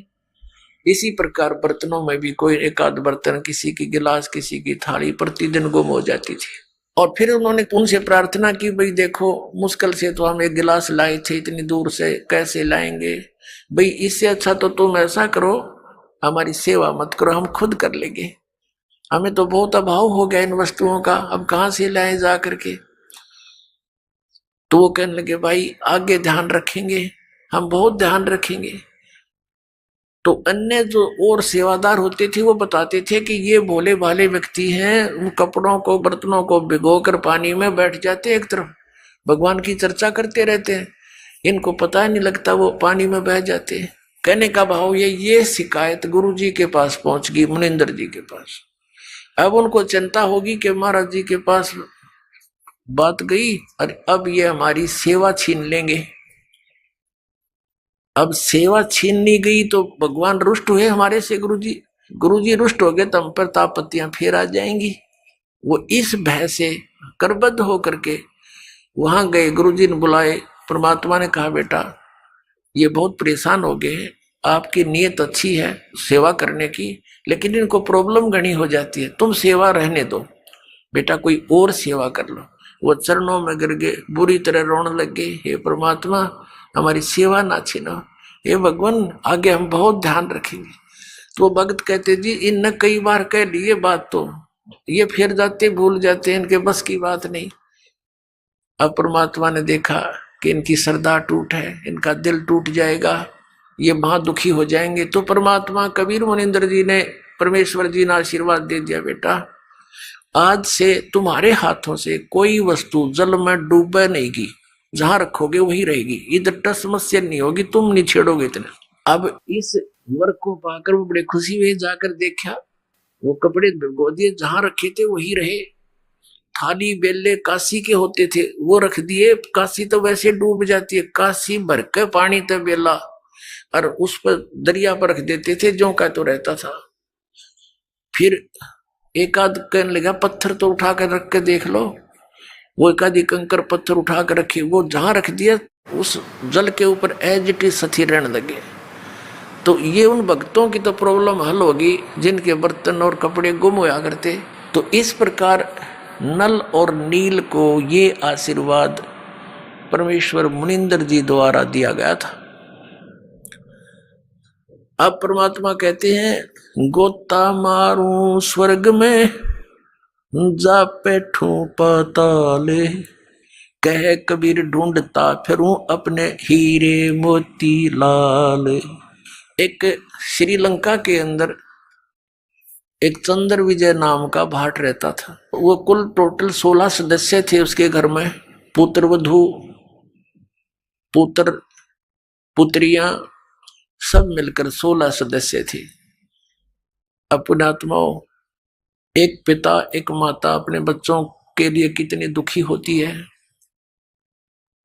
एक भी कष्ट में कोई बालक हो जावे, चिंता में नींद नहीं आती। और हम जिस पिता के संतान हैं, पूरी पृथ्वी, पूरा विश्व, पूरे ब्रह्मांड, चींटी से लेकर हाथी तक, हम सभी उस कबीर भगवान के, उस अमर पुरुष के बच्चे हैं। अब हम यहाँ कितने दुखी हैं। आप तो बालक हो, पता नहीं बालक का चाहे कितना चोट लगी रहो, वो उसको कष्ट नहीं मानता, रोता अवश्य है, और फिर भी गलती करने में पीछा नहीं देखता, क्योंकि उसको ज्ञान इतना ही है। तो वो परमात्मा कितना दयालु है। अपनी प्यारी आत्माओं को शरण में लेने के लिए उस चंद्र विजय भाट के घर से थोड़ी सी दूर पर रास्ते में, जिधर वो सुबह सुबह फ्रेश होने के लिए जाता था, वहां एक पेड़ के नीचे बैठ गए भगवान। एक साधु रूप बनाकर बैठ गए, ऋषि रूप में रहते ही थे। और पुण्यात्मा जो होती हैं, भगवान को चाहने वाली, उनके लिए भगवान ने कहा कि साधु दर्शन राम का, और मुख पर बसे सुहाग, दर्श उन्हीं को होत हैं जिनके पूर्ण भाग। कबीरा दर्शन संत के, परमात्मा आवे याद, और लेखे में वाहे घड़ी, बाकी का समय बाद व्यर्थ। अब संत ऋषि के दर्शन हुए। चंद्र विजय भाट ने प्रणाम किया। प्रणाम करके पहले तो चला गया, घूम फिर के आया। आते समय कहने लगा, भगवान दास की कुटिया यहीं पर है, दर्शन दो दाता। अब वो तो गए इसीलिए थे, करे करावे साइया मन में लहर उठा, दादू से दरजीव के आप बगल हो जा। परमात्मा बोले, भाई चलो आगे घर पे। वहां कुछ देर डिस्कस हुआ, उनके आपस में चर्चा हुई। परमात्मा से ज्ञान सुना उसने, कि कहा जी भगवान को चर्चा सुनाओ। तो परमात्मा ने सारी कथा कहानी का सृष्टि रचना सुनाई, काफी ज्ञान दिया।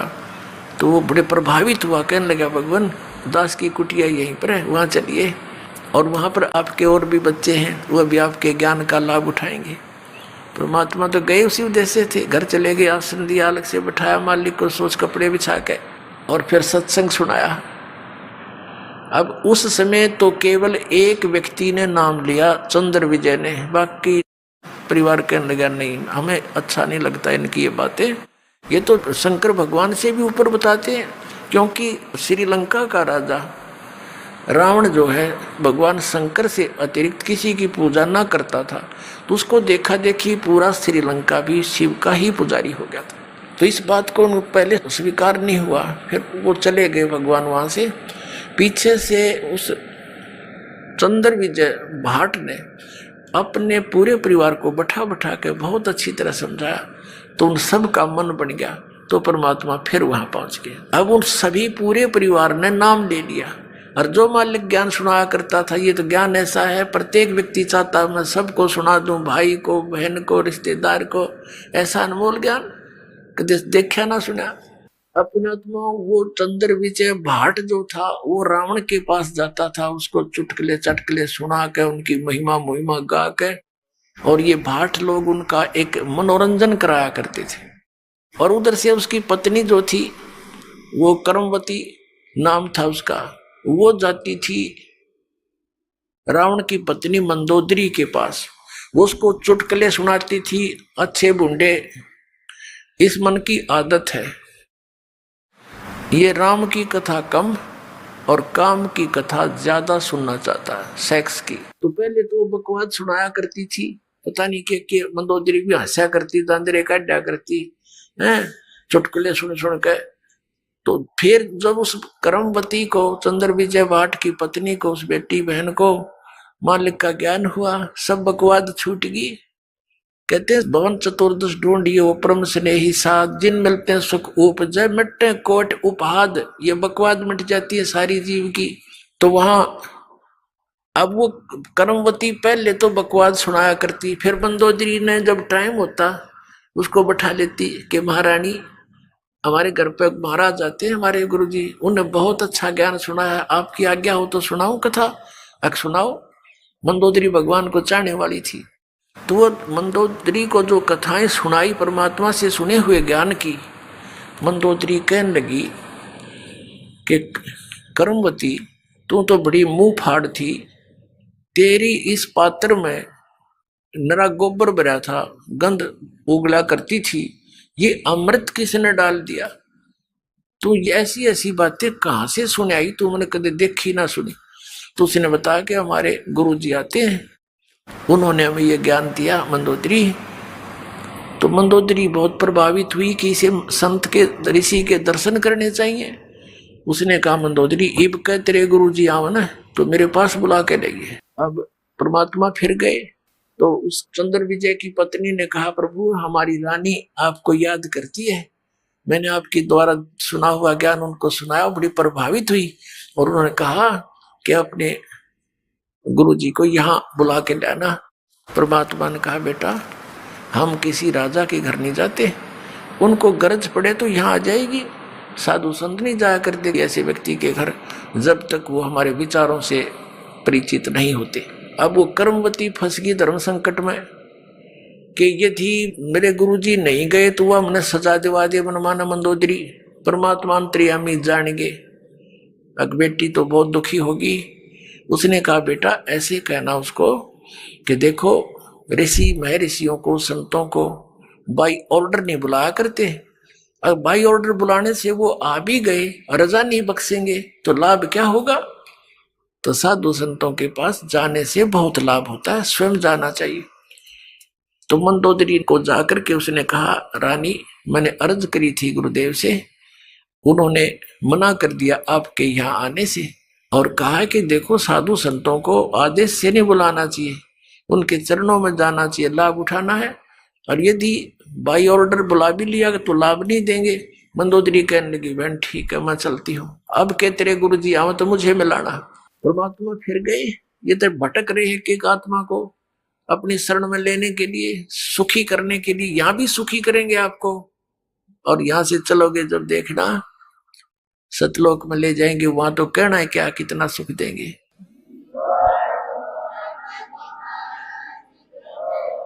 अब क्या हुआ मंदोदरी चली गई, परमात्मा के दर्शन किए, देखते ही आत्मा खिंच गई, पुण्यात्मा थी, पिछली संस्कारी थी, परमात्मा की बच्ची बहुत ज्यादा प्रभावित हुई मालिक के वचनों से और कहा परमेश्वर मुझे नाम दे दो।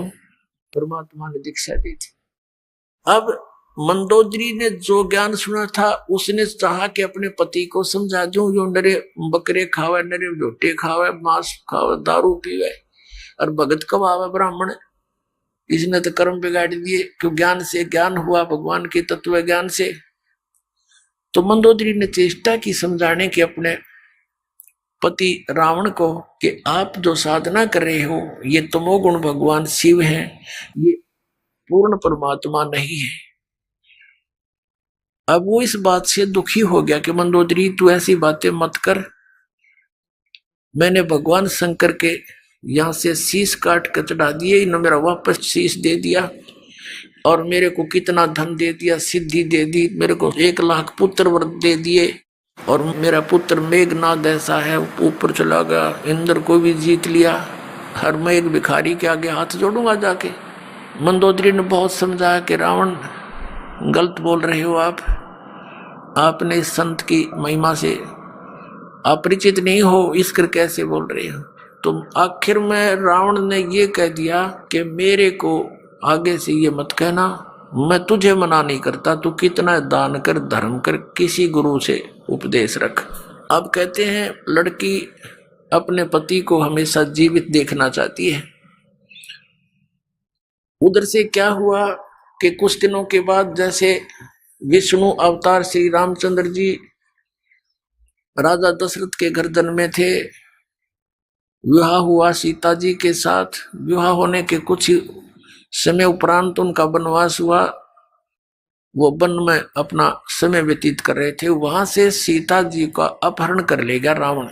अब परमात्मा ने कबीर परमेश्वर जी यानी मुनिंदर जी ने मंदोदरी को समझाया बेटी इसने तो अपनी सात मोल ले ली, इसने अपना जो है ना मौत ले आई अपनी, और कह दे इसको, इसने भाई इज्जत वापस दे दे इसको, सिंपल वो मैं ना समझे, ये देवी है और देवी को सताना महापाप है, इसको वापस पहुंचा दे, इसकी इसी में खैर है। औरत वैसे ही देखकर राजी नहीं होती किसी दूसरी औरत को। फिर भी उसने जब ये पता चला कि मेरे पति की जान संकट में आवेगी, क्योंकि संत जो कहते वो सत मानती थी, ये महापुरुष हैं, झूठ नहीं बोलते, इन्हें क्या लेना देना है, ये कोई रामचंद्र से मिले नहीं या किसी और को जानते नहीं, सिर्फ सच्चाई बता रहे हैं। वह बहुत प्रभावित हुई, रावण को समझाने की बहुत चेष्टा की तो नहीं माना। कुछ दिनों के बाद क्या होता है, बीच में एक प्रकरण रह गया। अब रावण तो सुने नहीं था, और यू ज्ञान ऐसा है आदमी हजम कर नहीं सकता अकेला। जो यू ज्ञान आपको सुनेगा, दास बता रहा भगवान का दिया हुआ कबीर साहब का, तो उसकी ये नीयत रहती है बताऊं जरूर किसी से, चाहे को सुना चाहे ना सुना। तो रावण ने सुनना बंद कर दिया। उसका देवर था विभीषण, मंदोदरी, उसको लगी समझाने। पहले तो दोनों भाई बैठे थे, रावण को समझावा थी, रावण नहीं माना तो विभीषण कहने लगा मुझे बता तू ये बात, मन तो बहुत अच्छी लगे, ये आपकी पहली बार सुन रहा हूं लेकिन फिर भी हृदय में समाती है। तो मंदोदरी ने उनको खूब समझाया। फिर कहा कि अब क्या बने, कि दीक्षा ले, अब नाम ले गुरु जी से, कि चल नाम दिलवा मेरे को। मंदोदरी अपने देवर को लेगी और नाम दिलवाया परमात्मा थे। अब उस ज्ञान से वो विभीषण भी परिपूर्ण हो गया। अब क्या होता है, रावण नहीं मान रहा था, सीता को लौटाने को नहीं राजी हो रहा था। मंदोदरी ने बहुत कुछ समझा लिया था, उधर विभीषण ने भी उसको बहुत कुछ समझाया। रावण, तेरे घर में कितनी अच्छी औरत है, और फिर भी तू बकवाद की तरफ चल रहा, क्यों भाई भाई को कह सकता है जब उसकी कोई संकट आपत्ति उसके सामने दिखाई देती है। नहीं तो रावण को कौन बोला, वो तो अहंकारी आदमी था, 1 मिनट में तलवार गर्दन पर जाती थी उसकी, कोई उसके नो कर दे किसी बात न था। रावण नहीं माना, रावण कहने लगा तू कायर है और तेरे बस की बात नहीं, बैठ जाए एक तरफ। अब मंदोदरी ने देखा कि ये नहीं मानेगा, ये मरेगा और मैं विधवा हो जाऊंगी। अपने गुरुजी से प्रार्थना की, भगवान आप दया कर दो, कभी समझा दो, एक बार मान जाते वो तो आपकी बात को। परमात्मा ने कहा बेटा ये नहीं मानने वाला, इसके अंदर वो गुण नहीं है। तब मंदोदरी ने कहा भगवान एक बार आप उनको समझाने की चेष्टा करो दाता, और यदि वो नहीं मानेगा तो मैं अपने आप को आज से विधवा मान लूंगी, मन दुख नहीं आओगा परमात्मा इसके मरने का। तो परमात्मा ने सोची या बूढ़ी बेटी, अब ये जुगाड़ जोड़ रखे काल ने हमारे, कितना नालायक, 1 नंबर का दुष्ट व्यक्ति वो रावण। कहते 100 झोटिया का मांस तो एक दिन पक्या करता उसके लिए, और 100 मटके दारू के पिया करता एक कब। अपने आत्मा ये बात हमारे दच्चे नहीं, क्योंकि 100 झोटिया का मांस एक आदमी के ऊपर खावे, क्योंकि हम उनके शरीरों से परिचित नहीं, उनकी हाइट से परिचित नहीं, उनके आहार से परिचित नहीं। ये तो हमने देखे 61वां वर्ष चल रहा दास का, जब हम छोटे छोटे थे से टुकड़े टुकड़े आदमी देखे, अरनों का करते यो 32 लड्डू खा जाता है, एक 32 आदमी खाओ 32 लड्डुआन आज के दिन, और उनके बदहजमी हो जाए, और एक एक धड़ी खीर खा जाया करते ये ब्राह्मण, हमने देखे, यानी 5-5 किलो हरी वे कटोरी ना उठे। तो इस बात से भूल जाओ। तो कहने का भाव यह कि हम उस अतिथि बातें कि इतने कुकर्म करा डेली, उसका बुद्धि में कहाँ आ ये बातें। तो परमात्मा ने सोचा या बेटी इसका बंदगी या इसकी कमजोरी इसको मारेगी। तो परमात्मा ने कहा ठीक है बेटी मैं जाता हूं, एक दिन कोशिश करूंगा तेरी श्रद्धा ना टूट जाए भगवान। तो इसलिए अब रावण की सभा लगी हुई थी, और जिस समय उसकी मीटिंग होती थी स्ट्रिक्ट ऑर्डर होता था कि बाहर से चिड़िया भी नहीं आ जा अंदर। उस समय परमात्मा वहां जाकर प्रकट हो गए, पहरेदारों के पास खड़े हुए, कहा भी राजा को संदेशा दो कि ऋषि मुनिंदर आए हैं, वो आपसे मिलना चाहते हैं, कुछ आपको शिक्षा देना चाहते हैं। अब वो कहने लगे पहरेदार महाराज जी हमें बख्शो, इधर आज कोई जा नहीं सकता, अंदर का आदेश बाहर जा सकता है, बाहर का आदेश भी हम अंदर देने नहीं जा सकते। हमारा राजा बहुत खतरनाक है, गर्दन काट देगा। परमात्मा वहां से अंतर ध्यान हुए, जहां रावण बैठा था ऊंची स्टेज पे और नीचे उनके बैठे थे सपसलार कुर्सियों पे, उसके थोड़ी सी दूरी पर अंदर जाता हुआ देखा। ऋषि देखकर वो एकदम चकित हुआ कि ये व्यक्ति अंदर कैसे आ गया। हमारी गुप्त मीटिंग चल रही थी, तो उसने आव देखा ना ताव देखा, वो तलवार निकाली कि तू अंदर कैसे आ गया। अब उसने क्रोध में न 70 वार किए थे तलवार के परमात्मा को काटने के लिए। और कबीर परमेश्वर अर्थात मुनिंदर जी के हाथ में एक सीख थी झाड़ू की। ये झाड़ू होता, उसकी सीख एक ले रखी थी दाता ने, और जब वो तलवार मारे तो वह सीख डाले थे। वो सीख के ऐसे लगे थी वह तलवार उसकी, जैसे लोहे के खंभे के लग गया, कट्टा कट हुआ।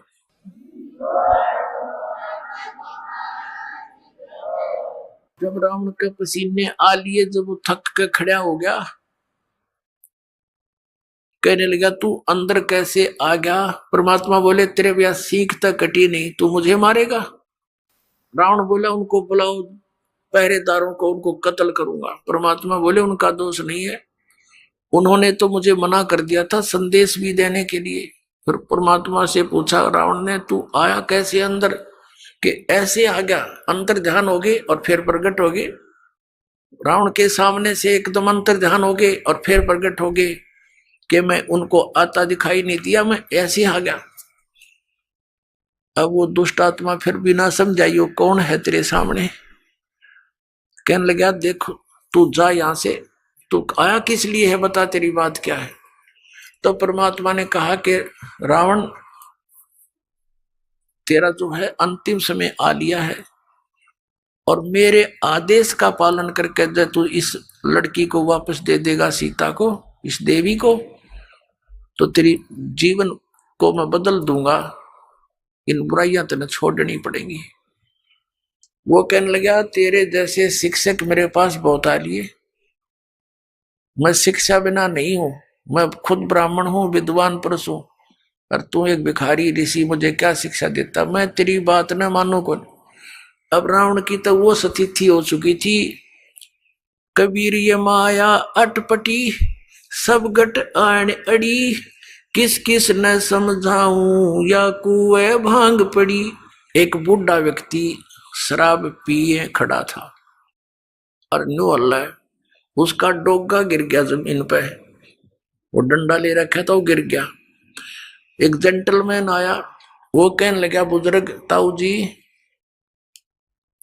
तो यह शराब क्यों पिया करो आप, देख सारा शरीर कांप रहा आपका, और डोगा भी ना उठता। नो बोला रे डोगा दे दे, तो कहने लगा शराब ना पिया करे। नो बोला रे शिक्षा बिना ना रह रहा तो न देना होता, दे डोगा ना जा तू अपना काम कर। नो बोला तेरे प्रवचनों बिना कच्चा ना रह रहा, तेरे कैसे बहुत मिल रही है, मैंने ये बात करनी है, दारू ना पिया करे, धन यो डोगा पकड़ाना हो तो उठा देना, चल तू अपना काम कर। तो रावण ने तो भाई इतनी पी रखी थी इस काल की भांग।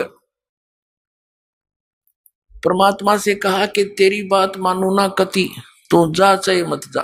क्यों देख लिया मारे तो मरता ना, सारे कुक्रम करके देख लिए और फिर भी नूना माना, ये कौन है। तो परमात्मा कहते हैं आपको इस काल ने अंधा कर दिया, इस झूठे सुख को सुख है ये मान रहा मनमोद, ये सकल जबीना काल का कुछ मुख में कुछ गोद। और उस मीटिंग में विभीषण भी उपस्थित था। परमात्मा आगे वहां से चले गए। शाम के समय विभीषण घर पे आया, अपनी भाभी से कहा कि आज तो गुरुजी को मार दिया होता भाई ने। तो मंदोदरी कहने लगी ये इस संकट में मैंने ही गुरुदेव को डाल दिया नालायक ने, और मेरी प्रार्थना पर ही वहां गए हैं। क्या हुआ कि ऐसे ऐसे एकदम कितने क्रोधित हो गए, स्टेज से कूद कर स्वयं तलवार मारने लगे। गुरुजी के हाथ में एक सीख थी, वह सीख भी ना कटी, जब थक के बैठ गया, परमात्मा ने कुछ कहना चाहा, मान्या नहीं, तो भगवान वहां से आगे। पुण्यात्माओं, जो हमारा पिता है उसकी तो मैं खबर भी नहीं, जो हमारे लिए दुख पा रहा है, भटक रहा है, एक प्राणी को समझाने के लिए, ज्ञान देने के लिए, अपनी शरण में लेकर यहां भी सुखी करने के लिए, और हम उनको पूज रहे हैं जो हमें ना सुख दे सकते ना दुख दे सकते, क्योंकि देवता है ये ब्रह्मा विष्णु महेश, ये हमारे प्रारब्ध को परिवर्तित भी नहीं कर सकते और ये दुख दे नहीं सकते, क्योंकि ये देवता है, अच्छी आत्माएं हैं। तो हम इनको पूज रहे थे। तो पुण्यात्माओं, मंदोदरी कहने लगी गुरुदेव के पास, जो परमात्मा से मिलने गई, और कहा, भगवान क्षमा करना मुझ दासी को, मेरे कारण आपने बहुत ऊंच नीच सुनना पड़ा दाता। मेरा पति का मोह था, वो मुझे सता रहा था। अब दाता वो बेशक मर जा, मेरी ओर से आज मर लिया, वो मरियो से जिंदा रहियो, दाता अपने चरणों से दूर ना करना अपनी बच्ची को। तो परमात्मा, ठीक है बेटा, कहा तू भक्ति कर, या कोई किसी का ना है, आजकल मृत्यु हो जा, कौन किसका ठेकेदार है पता नहीं, इसका जन्म की तो होगा, तेरा कहाँ होगा। ठीक है, जब तक आपका संयोग है एक नेक नीति से निभाओ, परमात्मा से डर कर रहो, जो जिसका भूमिका है, पति की है पति वाला रोल करे, पत्नी का है पत्नी वाला करे, बेटे का है बेटे वाली भूमिका ठीक निभानी चाहिए, तभी आप सुपात्र कहलाओगे, नहीं तो आप फेल हो जाओ। अब क्या हुआ, उधर से रावण को संदेश मिले, लेकिन रावण नहीं माना। श्री रामचंद्र जी के संदेश वाहक दूत वहां गए, श्री अंगद जी, श्री हनुमान जी आदि आदि, लेकिन वो नहीं माना। कहने का भाव ये है कि युद्ध की तैयारी होगी। अब युद्ध करने के लिए समुद्र से सेना पार करनी समस्या आएगी। अब समुद्र के ऊपर का जावें कैसे, तो कहते हैं उनके इतिहास में लिखा है जीवनी में कि 3 दिन तक श्री रामचंद्र जी ने घुटनों जल में खड़ा होकर समुद्र के अंदर और प्रार्थना की थी कि हे जल्दी, हे समुद्र राज, मुझे रास्ता दे दे, मैं बहुत आपत्ति में हूं, मेरी पत्नी को ऐसे ऐसे रावण ने उठा लिया है, सेना पार करनी है, उस राक्षस को मारना है और उस देवी को छुड़वाना है। लेकिन समुद्र नहीं माना। अंत में कहते श्री रामचंद्र जी ने लक्ष्मण से कहा कि मेरा अग्निबाण दे, लातों के भूत बातों से नहीं मानते। लक्ष्मण ने अग्निबाण दे दिया उठा के। रामचंद्र जी ने जो ही वो बाण साधा समुद्र को फूकने के लिए, उसमें लपटें निकलने लगी। उसी समय एक ब्राह्मण रूप बनाकर समुद्र प्रकट हो गया और कहा, भगवान यदि आप मुझे जला भी दोगे, आप फिर भी नहीं जा सकते, खंडर हो जाएगा, इसमें जाओगे क्यों करे, ये तो कुआं हो जाएगा जेरा, और ना जाने कितने जीव मरेंगे, आप पाप के भागी हो जाओगे।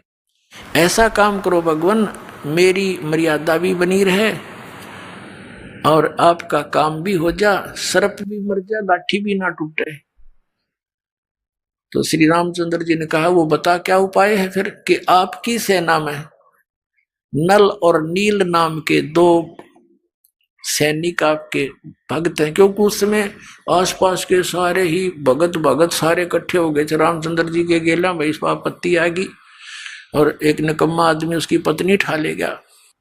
उधर से शिवलोक से भी काफी गण आए थे, भगवान शिव ने भेजे थे, तो वह बहुत इकट्ठे हो गए थे।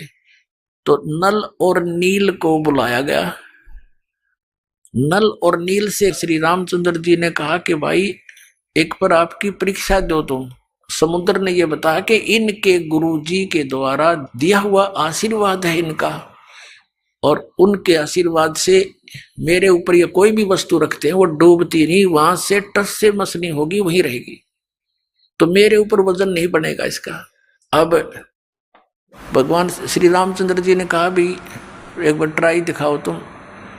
अब देखो हम ऐसे मार खाते, पहले तो नल और नील 100 शुक्र मनाया करते अपने मुनिंद्र भगवान के, और उस दिन वो आंडी पाक गए।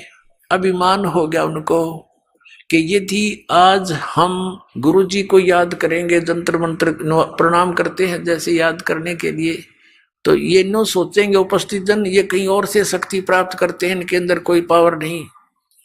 अब उन्होंने दोनों ने फटाफट उठाया एक एक पत्थर और रख दिया, समुद्र पर डूब गया। उनको भी अचंभा हुआ, उन्हें फिर दूसरा उठाया वो भी डूब गया, तीसरा रखा वो भी डूब गया। अब ये एक दूसरे के मुंह की तरफ देख रहे हैं और श्री रामचंद्र जी कहने लगे समुद्र से, वो जो ब्राह्मण रूप में उपस्थित था, मानो ये कहना चाह रहे हैं कि तू झूठ बोल रहा था।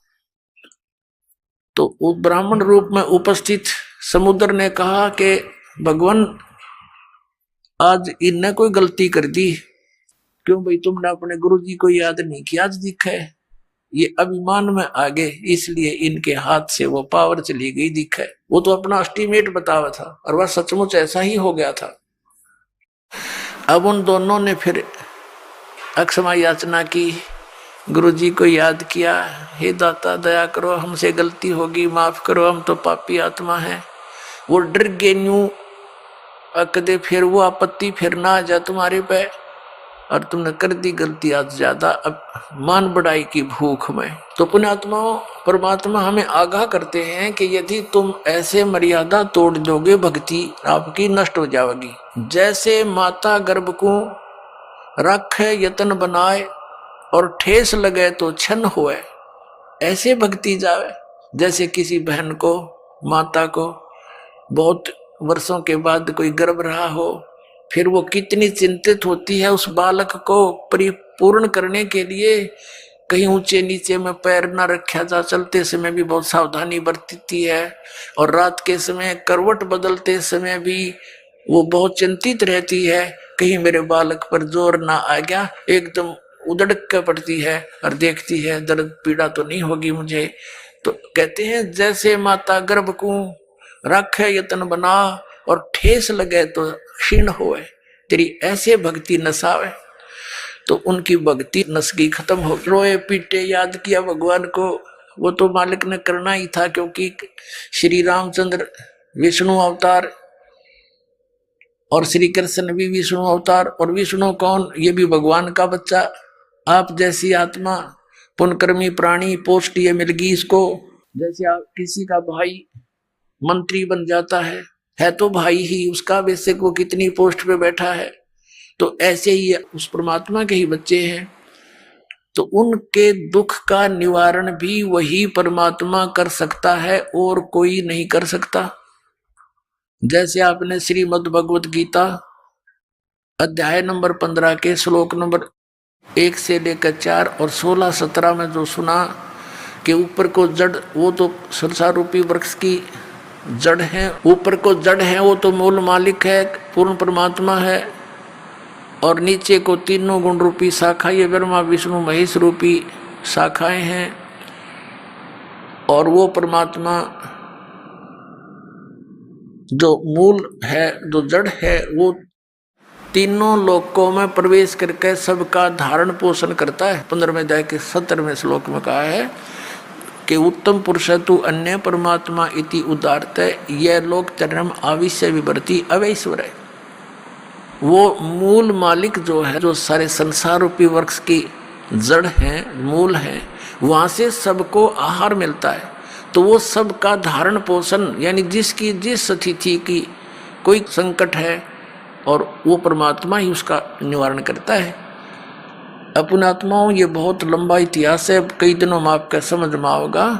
सबसे पहले जो परमात्मा आए थे और इस काल से वहां ऊपर मिले थे, इनका उसने विवाद बहुत किया था, फिर समर्थ के सामने वो नतमस्तक हो गया था। इसने कुछ वरदान मांगा था। एक तो ये मांगा था कि आप अपना ज्ञान देकर अपने शरण में लेना, जबरदस्ती ना करना, बलात् मत लेना मेरे से जीवों को। दूसरा ये कहा था कि 3 युगों में जीव कम ले जाना, चौथा युग जब कल युग आवे तब तो शरण जीव बहु जावे, ऐसा वचन हर मोह दीजिए तब संसार गमन तुम कीजिए। और तीसरा कि ऐसे मेरा पुत्र विष्णु श्री राम रूप में त्रेता युग में जाएगा, उसके साथ उसके प्रारब्ध में ऐसे संकट हैं और इस काल को पता है, उसको मैं टाल नहीं सकता। आप वो समुद्र पर पुल नहीं बनेगा, वो पुल बनवाना। परमात्मा ने कहा ठीक है, और बता भिखारी। फिर कहा कि ऐसे ऐसे श्री कृष्ण रूप में मेरा पुत्र जाएगा और वो एक जगन्नाथ नाम से एक पुरी के अंदर एक मंदिर बनवाना चाहेगा और समुद्र उसने बन नहीं देगा, आप वहां उसकी रक्षा करना। परमात्मा ने कहा था ठीक है, और बोल। तो इस परमात्मा, कबीर परमात्मा से इस काल ने ये वरदान मांगा था, प्रार्थना की थी कि आप मेरे उस बच्चे की, ये काल के पुत्र हैं विष्णु, इस संकट से रक्षा करना। तब परमात्मा उस वचन अनुसार वहां पहुंचे। वैसे तो उन्होंने व्यवस्था कर ही दी थी, नल नील भेज दिए थे कि आप पर काम चल जाएगा इनका, जो ये नियमित रहेंगे तो ये पत्थर रख देंगे, ये पार हो जाएंगे, लेकिन वो भी फेल हो गए। अब क्या हुआ, परमात्मा वहां पहुंचे, नल और नील ने कहा कि वो आगे गुरुदेव, वो आगे गुरुजी। अब सबकी दृष्टि गई, एक ऋषि आते दिखाई दिए। निकट आए जब श्री राम और लक्ष्मण ने उनके चरण लिए, हनुमान सब ने चरण लिए, तब परमात्मा से प्रार्थना की कि हे भगवान, कि हम बहुत संकट में हैं, मैं राजा दशरथ का पुत्र हूँ, ऐसे ऐसे रावण ने मेरी पत्नी उठा ली है और समुद्र के ऊपर से हमने सेना ले जानी पड़ेगी। ऋषि जी, जब आप अपने शिष्यों को इतनी पावर दे सकते हो, आप तो समर्थ हो, हम पर दया करो। आज आपके इन बच्चों के, आपके शिष्यों के हाथ में वो शक्ति रही नहीं। परमात्मा ने कहा अब इनके हाथ में रहेगी भी नहीं, क्योंकि इन्होंने आज एक भयंकर गलती कर ली, अपने आप में प्रभु मान लिया, भगवान को भूल गए ये। तब श्री राम ने कहा भगवान अब मेरा क्या होगा। तब परमात्मा ने कहा कि ठीक है, करता हूँ व्यवस्था। एक डंडी ले रखी थी परमात्मा ने, डोगा सोटी, कहा कि मैं ये रेखा लगाता जाऊंगा इस पहाड़ के चारों ओर, एक रेखा खींचूंगा, इसके बीच बीच के पत्थर बिल्कुल हल्के हो जाएंगे, जहां रखोगे वही रखे रहेंगे, पानी में डूबेंगे नहीं, कितना वजन रख लेना। अब परमात्मा ने क्या किया, एक सोटी लेकर उस एक बहुत बड़े पर्वत के चारों ओर से घुमा दी, जो उसके निकट ही था, और परमात्मा ने कहा कि उठाओ पत्थर और प्रयोग करो। अब नल और नील ये शिल्पकार भी थे, राज थे, मिस्त्री भी थे, ये उन पत्थरों को छोल छाल के और फिर सेट करना भी जानते थे। अब क्या हुआ, वो पत्थर उठा के लाए, देखा रख के, इतना भारा पत्थर ऊट पटांग सा ओ रख दिया, वो भी ना डूबया, ऐसे तरह ऊपरे रखा हुआ नौकर। तो सबको विश्वास हो गया कि बन गई बात।